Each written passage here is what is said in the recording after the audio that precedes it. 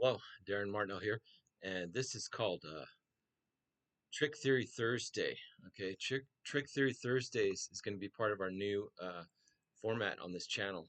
So if you haven't, please subscribe, like, and share. Okay, so this is called Trick Theory Thursday, like I said, and we're going to talk about some of the theory of making your magic better. Okay, so there's several questions that you want to ask when you're creating your magic. Okay, the first one is, does this magic routine or prop or presentation or whatever it is, does this magic fit my character? And how to develop a character, we're going to make another video because that's a whole nother thing. If you want, in my book, the Surreal Illusion System, Creating Fine Art Magic, I go into more detail, and I have other products as well.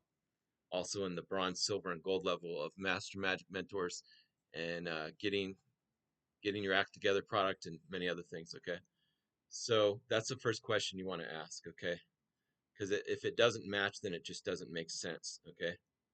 The second question is the 11 kinds of audiences. So we're going to talk about that. And what are those? And that's from a book which is uh, Showmanship for Magicians by Dario Fitzke, if you want to go into detail on that. Okay. There's the Fitzke trilogy. Okay. So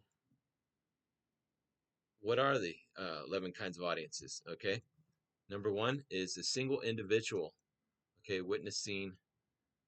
Uh, witnessing a pocket trick or witnessing close-up magic. You have a single individual. That's number one. Number two, a small group of people witnessing a program in a home or informal gathering or street magic. Okay. Number three is the family audience and that are mixed of adults and children. Okay. The next audience is mixed audience of adults only, comprised of people of average intelligence.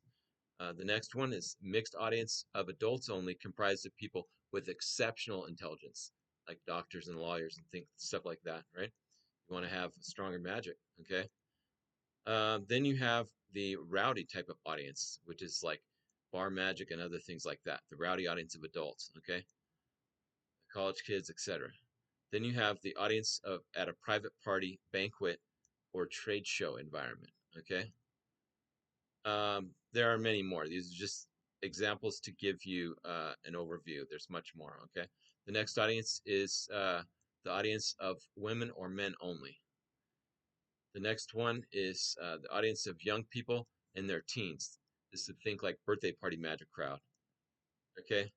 And then there's many, many more. The next thing I want to talk about is actually one of the first questions you want to ask when you're getting to magic, and that is, what are the 8 classifications of magicians, okay? The first is the originator, okay? These magicians are trailblazers, the visionaries who introduce groundbreaking new concepts that redefine the very essence of magic. They pave the way for the generations of magicians, okay? Next, you have the inventor. Inventors are the creative minds behind new magic tricks and effects, techniques, and magical devices. They contribute to the evolution of magic by bringing innovation to the art, inspiring awe and wonder. The next, number 3, is manufacturers, right? They build and they craft tools and props and bring magic to life. Their meticulous work ensures that every wand, deck of cards, magical prop, or mystical artifact meets the highest standards of craftsmanship in the art of magic. The next is the executive conjurers. These are the pro performers. So these are the professional magicians who grace the stage, like David Copperfield, captivating audiences with their live performances. They breathe life into illusions, etc., leaving spectators spellbound with their artistry and excellent showmanship. The next one, number 5, is magic consultants. Okay, uh, think like Bill Kalush and Michael Weber, and there's many more. The next, number 6, is magic collectors and historians. Preserving the rich history of magic, collectors and historians safeguard magic artifacts and knowledge by studying the history of magic. That you can discover that many lost gems of magic. Okay, that's why I always recommend books.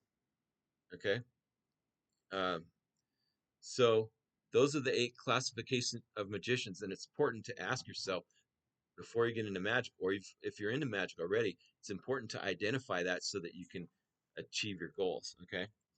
The next question to ask is the venue and the space. Does this particular magic affect method or presentation? Does it fit this type of venue? Like if you're doing street magic or versus you're doing like stage, right? Or if you're doing private party, or if you're doing a theater, okay? So these are all questions you want to ask when you're creating your magic. The next is, are the angles good and what are my angles? Okay. Like if you're doing this outside, is it going to rain? That's why you want contracts. Okay. The next is practical. That would be like practical, like angle proof and stuff like that. The next question, number 6, is this magic resetability? Like if you're talking about pocket management, if you're doing strolling and things like that. So there's many more questions. So click on the link if you'd like to get my free magic guide and free magic video tutorials now. And please like, subscribe, and share. Thank you very much. Keep it surreal.